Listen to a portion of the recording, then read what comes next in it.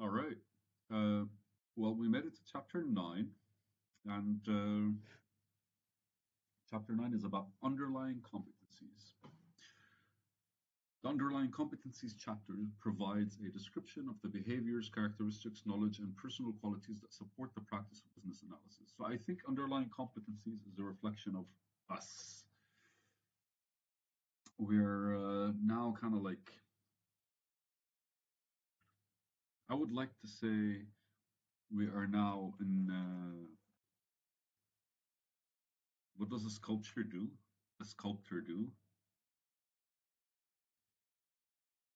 It's kind of like breaking the pieces that allow you to kind of like you're highlighting the pieces that allow you to become a better fucking business analyst or something. I don't know.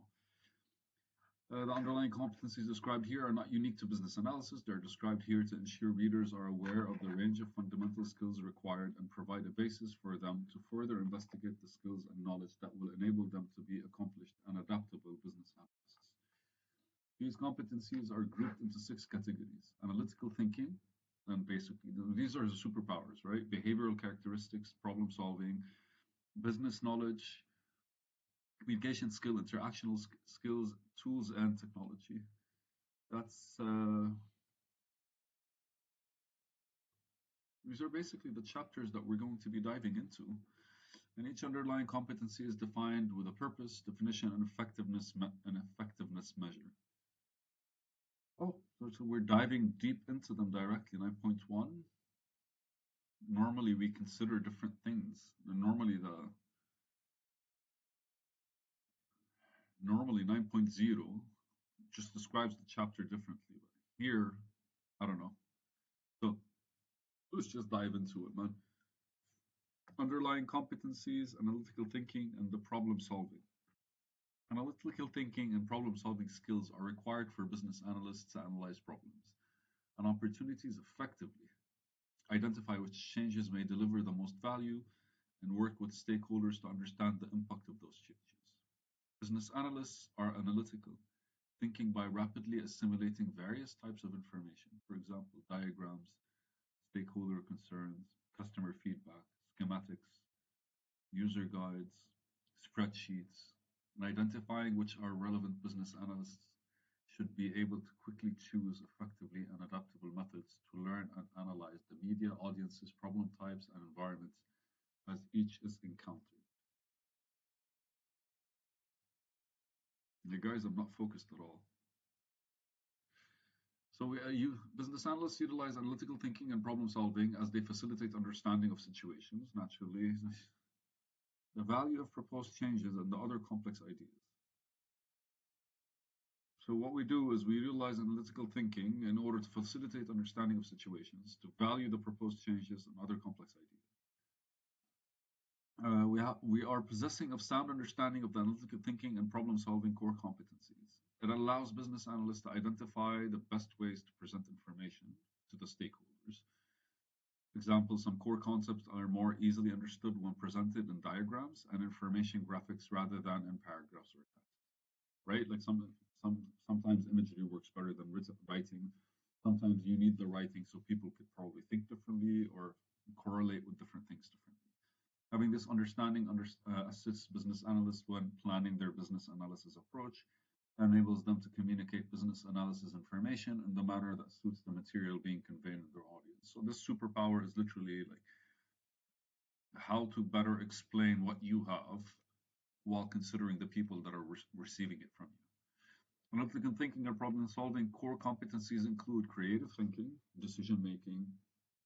I see here decision making. I do not I strongly feel people don't make decisions but take decisions, right? Because we take decisions from the environment that they're there. But as a business analyst, what we're doing is we're creating a hypothetical environment that reveals certain decisions to us. So basically, what we're doing is we're making the environment so that we're able to take a decision from it. Learning, problem solving, systems thinking, conceptual thinking, and visual thinking.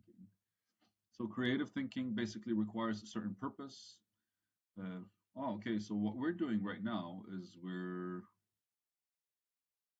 we're splitting every piece of them, right? Like, so, okay, so like when we say creative thinking, what's the purpose of creating thinking? Creative thinking is thinking creatively, helping others apply creative thinking, helps business analysts to be effective in generating new ideas, approaches, and alternatives, problem solving, and opportunities.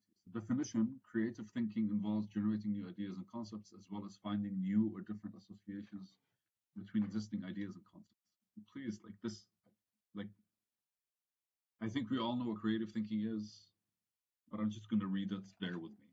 It helps overcome rigid approaches to problem solving by questioning conventional approaches and encouraging new ideas and innovations that are appropriate to the situation. Creative thinking may involve combining, changing, and reapplying existing concepts or ideas. Business analysts can be effective in promoting creative thinking in others or identifying or and proposing alternatives. So basically, thinking creatively doesn't necessarily mean you have to do the thinking. It kind of means you could creatively approach, allow others to think, whatever. Measures of effective creative thinking include generating and productively considering new ideas, effectiveness measures, exploring concepts and ideas that are new, exploring changes to existing concepts and ideas, general creativity or self and others that are applying new ideas to resolve existing problems. Decision making, well, there's creative thinking and decision making. We talked about this, like decision taking. The business analyst must be effective in understanding the criteria involved in making a decision. Right, the criteria again, like if you think about what the if you process the philosophy that I'm trying to say is like we don't really make a decision, we take a decision based on the environment that we have. So what a business analyst is doing in all this mess is kind of like getting the information and the influx of data from different areas and consolidating them under one space. By doing that, what effectively are we doing is we're basically by doing that, what we're doing is we're basically allowing stirring the environment enough for decisions that lead somewhere to kind of come up, and then we pick them. So when a business analyst or a group of stakeholders is faced with having to select an option, notice select an option from a set of alternatives. A decision must be made, right? Select an option is the decision. So you're not making the decision, you're selecting the option. That is the decision. And which is the most advantageous and for the stakeholders and enterprise, naturally, or else you're an idiot. Determining this involves gathering the information that is relevant to the decision, analyzing the relevant information. See here, you don't gather information that's relevant to the decision. What you do is just gather information and see which is the most relevant thing to do with that information. Analyzing the relevant information, making comparisons and trade-offs with similar and dissimilar options, and identifying the most desirable option. Business analysts document decisions and the rationale supporting those decisions to use them as a reference in the event of a similar decision is required in the future, or they are required to explain why a decision was made. Effectiveness measures. Measures of the effective decision-making include appropriate stakeholders are represented in the decision-making process. Stakeholders understand the decision-making process and the rationale behind the decision. The pros and cons of all the available options are clearly communicated to stakeholders, and decision reduces or eliminates uncertainty, and any remaining uncertainty is accepted. The decision made addresses the need for opportunity at hand and in the best interest of all stakeholders. Stakeholders understand all the conditions, environment, and on measures in which the decision will be made, and a decision is made. There's also learning. What's the purpose of learning is to quickly absorb new and different types of information and also modify to adapt existing knowledge and allow business analysts to work effectively in rapidly changing and evolving environments. Definition, learning is the process of gaining knowledge or skills. Learning about the domain passes through the set of stages from initial acquisition and learning raw facts through comprehension of their meaning. Because you're building your own theories about whatever it is you're approaching, and most of the time you're approaching like domains, because like as a business analyst, sometimes I'm working right now with a logistical company, another time working with a production company, another time I'm working with whatever like manufacturing company. Like, there's a whole lot of like things that you could be working on. But ultimately, applying the knowledge in a day-to-day work, finally, analysis, synthesis, and evaluation. Business analysts must be able to describe the level of understanding of the business domain and be capable of applying that level of understanding to determine which analysis. Knowing your position is very important, like how far am I or how deep am I in something? right? Once learning about a domain and has reached a point where analysis is complete, business analysts must be able to synthesize the information to identify opportunities and create new solutions and evaluate those solutions to ensure what they are effective. That's something very interesting because I realized that what the more you research, the more you kind of like dive into stuff because it becomes more and more interesting. But sometimes you overdo it because like what you're working on is not that deep, or basically not necessarily the depth that you're reaching is not relevant to the decision that you're taking. So ultimately, you're kind of like overthinking or over processing or over kind of like calculating when it's not always that kind of like intricate. So knowing your position, knowing what you're doing, really like the state that you're in right now, the state that you want to reach, and everything in between. These are a whole lot of things that kind of like support and help. Learning techniques to consider include visual, auditory, and kinesthetic. Learn by doing, auditory learning through verbal and written. Uh, Please understand, kinesthetic is the most important of them all, but ultimately, the efficiency behind being able to learn through doing is to be able to like kind of like visualize and learn through visual presentations and to basically learn through verbal and written language, and that whole balance between like applying them, what you're reading, what you're learning, what you're asking people, and what is being described, applying that and actually getting your experience to change the questions you're asking until eventually you kind of like build your own philosophy slash theory on whatever it is you're doing. Most people experience faster understanding and longer retention of information when more than one learning technique is used. Again, like visual alone or auditory alone is not enough for you to take any fucking decision because you're literally trying to see the world from other people's perspective, and you cannot make proper rational decisions unless you're seeing things from yours. Effectiveness measures basically on the understanding the learning is a process for all stakeholders, being patient with others, I guess, learning the concepts presented and demonstrating the understanding of them, demonstrating the ability to apply concepts to new areas and relationships, rapidly absorbing new facts, ideas, concepts, and opinions, effectively presenting new facts, ideas, concepts, and opinions to others. Well, that simplifying things, like this chapter is literally about how you could actually grow as a business analyst through analytical thinking and problem solving. So now problem solving stage, what's the purpose is to solve problems in order to ensure that the real underlying root cause of the problem is understood by the stakeholders and that solution options address the root cause. The definition of problem solving is solving a problem objectives that will be met once the problem assumptions are identified and validated. Stakeholder points of view are articulated and addressed to understand any conflicts between goals and objectives, blah, blah, blah. The objectives that will be met once the problem is solved are clearly specified, and alternative solutions are considered and possibly developed. Alternatives are measured against the objectives to determine which possible solution is best and identify the value and trade-offs that may exist between the solutions. So ultimately, when it comes to a problem, you just kind of like throw everything, try to figure out where everything is and where the problems are. And what you do is you kind of like just kind of like try to connect them together and see which is best.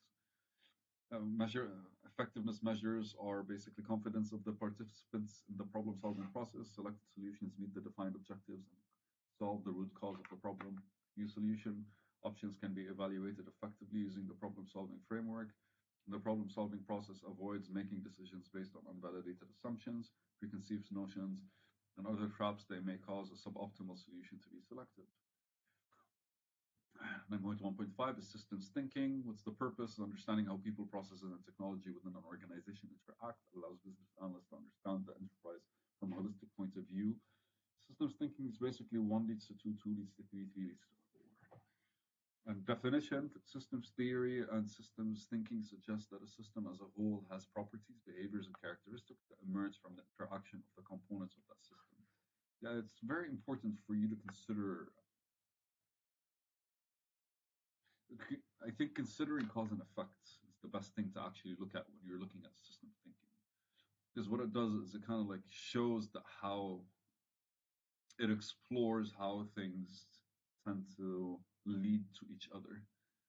And that's basically how company positions and like different structures kind of like get born because because people are following through on people are following through on behaviors that worked, and eventually that behavior leads to more stuff that needs to be done.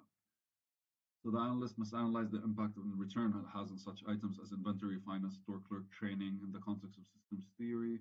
The term system includes the people involved, the interactions between them, the behaviors, the external forces affecting their behavior, and all the other relevant elements and factors. What are the measures of effective use of system thinking? Include communicating and how change to the component affects the systems as a whole, because you're connecting things right now, right? Communicating how change to the system affects the environment it is in, and the change of the system, what would it do, and how things kind of like work. I just noticed I wrote something once and I forgot what it was. Anyways, communicating how systems adapt to internal or external pressure and changes. Yeah, so ultimately, like, what's the point of you thinking as a system if you break it? Maybe you want to break it, but as long as you're aware if that's what you want to do. Conceptual thinking, as in thinking in concepts. Routinely receive a large amount of detailed and potentially disparate information. Huh. I don't know how to say that. They apply conceptual thinking skills to find ways to understand how the information fits into a larger picture and what details are important, and to connect seemingly abstract information. The definition: conceptual thinking is about understanding the linkage between concepts, context, solutions, needs, changes, stakeholders, and value abstract. You're basically creating the new image. It's the concept, right? You're creating the new structure, the new fabric that makes sure the solution works. Or frameworks that help stakeholders understand and facilitate themselves and others through change. It is needed to connect disparate information from a multitude of stakeholders, objectives, risks, details, and other factors. With this information, it generates options and alternatives for a solution, generate ideas of their own. What are the effectiveness measures of conceptual thinking? Include connecting disparate information, acting to better understand the relationship, confirming the confidence and understanding of the concept behind communicated with the stakeholders, formulating abstract concepts using a combination of information and uncertainty, and drawing on past experience to understand the situation. And visual thinking is this the last one? Yeah, this is the last one. Visual thinking. Notice these are kind of like connected, right? Because we have creative thinking. Like when you're thinking creatively, you're not really creating anything. Creative thinking is coming out of what's already structured. And I like it because they follow behind each other. I don't know if they made it on purpose or not, but let's go for it. What is visual thinking? The ability to communicate complex concepts and models into understandable visual representation. Allows business analysts to engage stakeholders to help them understand the concepts being presented, whatever. Definition: visual thinking skills allow business analysts to create graphical representations of concepts. The goal of these graphical representations is to allow stakeholders to easily understand concepts. Not only stakeholders, could be literally people working with you and people like that are receiving the solution or whatever. And then provide input. Visual thinking requires the analyst to make abstractions and provide suitable graphic devices to represent them. Visual thinking is visualizing and creating simple visual concepts, graphics, models, diagrams, and constructs to convey and integrate non-visual information. It's kind of saying the same thing. In performing business analysis, large amounts of information and complex connections between context, stakeholders, need solutions. Changes in value are communicated. Visuals represented as this information and its complexities, allowing stakeholders and audiences to learn more quickly, process this information, and connect points from each of their contexts. Visual thinking also allows the audience to engage and connect concepts more quickly and freely into their context, as well as understand or appreciate others' context more clearly. So one of the things here that kind of like, because when you're thinking of visual thinking, you're thinking about how you're thinking, right? But in a way, you kind of have to be able to like explain other people's perspective in a visual way in order for you to kind of like grow and understand the concept, or just connect the concepts you quickly and freely, and connect them to you and you to them, right? Because ultimately you want to do better, and to do better, you need the external feedback. Measures of effective visual thinking include complex information is communicated in a visual model, which is understandable by stakeholders. Visuals allow for comparisons, pattern finding, the idea mapping. With participants, productivity increases due to increased learning, quick memory, and follow through from effective visuals. Stakeholders are engaged at a deeper level than with text alone. Stakeholders understand critical information which may have been missed if presented in textual context alone. So, effectiveness measures is basically you're kind of seeing how others are responding to your work. But here in the analytical thinking and problem solving, creative thinking kind of like breaks you out of your normal structure of thought.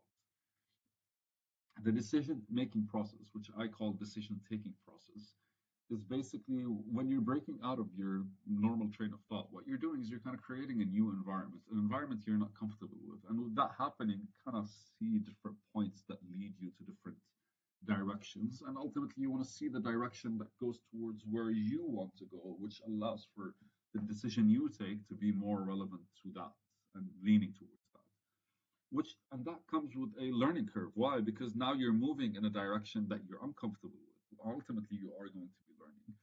And what you're learning is you're learning the new approach, the new structure, the new movement, the new context that you created, the new concept that you're moving with, which requires some problem thinking because ultimately you're traveling on new ground, which would show you problems that exist and would show you problems in movement and directionality and flow and all of these things because you're not the only one moving. Like you're moving towards an end result, but thinking about the end result and thinking about how you move to the end result includes the people that will move with you when the time comes and you're applying that decision. And then ultimately systems thinking because everything is connected and you have to kind of connect where you are right now and everyone that's involved to where you guys want to be through the new direction that you came to a realization from creative thinking and taking that decision, right? Because these are the first two steps that you do. And ultimately your conceptual thinking is where you kind of like create the new structure that other people are going to be able to like onboard and engage with the same way the original like every company is a concept, right? Like it's funny because like the position of CEO is literally a position that basically became relevant at one point simply because it's needed. And when the position is gone, that like the owner of the company, like there's an article once that I read because like the guy who started Peugeot and who was working in Peugeot when he first started it, has nothing to do with it right now. It basically runs itself, right? It's just like the company structure. People need work, and people need these bonuses and all that shit. So they are making sure this company keeps working in a positive way, and ultimately, visual thinking is basically you have to think in a way where you're able to show people your concept, so they're able to onboard it, absorb it, and accept it. And that's basically chapter 9.1, which is analytical thinking and problem solving. Thank you guys. Next chapter is behavioral characteristics. Love you.